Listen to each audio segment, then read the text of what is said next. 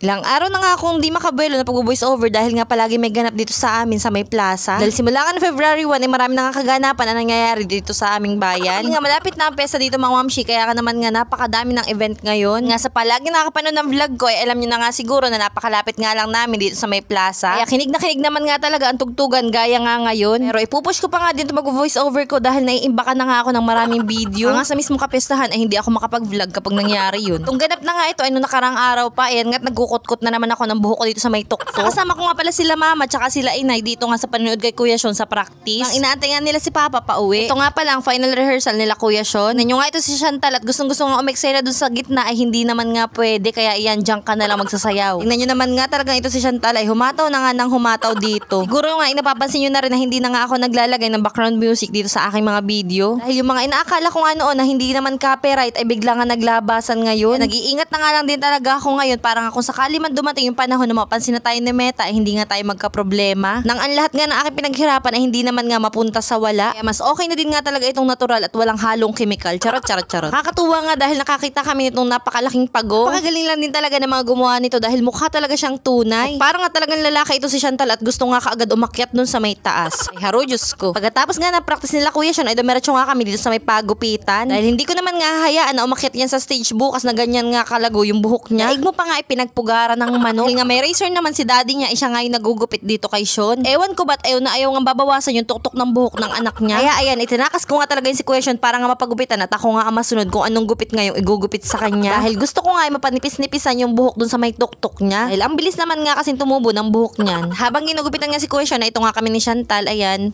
aura-aura lang, ganun. Hindi nga rin ako naniniwala dun sa mga nagsasabi na kapag babae nga daw ang anak mo, ayan, ang bait nga daw. Pag inupo mo nga lang sa isang tabi ay doon nga lang at hindi nga magliliko. Pero siguro nga ay meron nga din talagang ganun. Pero ito nga si Chantal ay naku, daig mo pang acrobat. Ako talagang hindi nga tumatatali sa isang upuan. Dati nga nasasabi-sabihan ko pa at natatakot-takot pa sa akin. Pero ngayon nako, hindi talaga siya mapipigilan. Acrobatic is street talaga mga mamshi. O tingnan nyo, hindi nga talaga siya natali doon sa inupuan niya. Gusto niya talaga paikot-ikot. Gusto niya nga talaga ay na-explore niya yung isang lugar as in buong lugar. Wala naman nga ito si Kuya Sean at kahit nga papano ay nagkakaroon na nga ng itsura yung kanyang buhok. Hindi na nga mukhang pugad ng manok. So hanggang dito na lang muna for today's video. Full storage na naman tayo. Bye!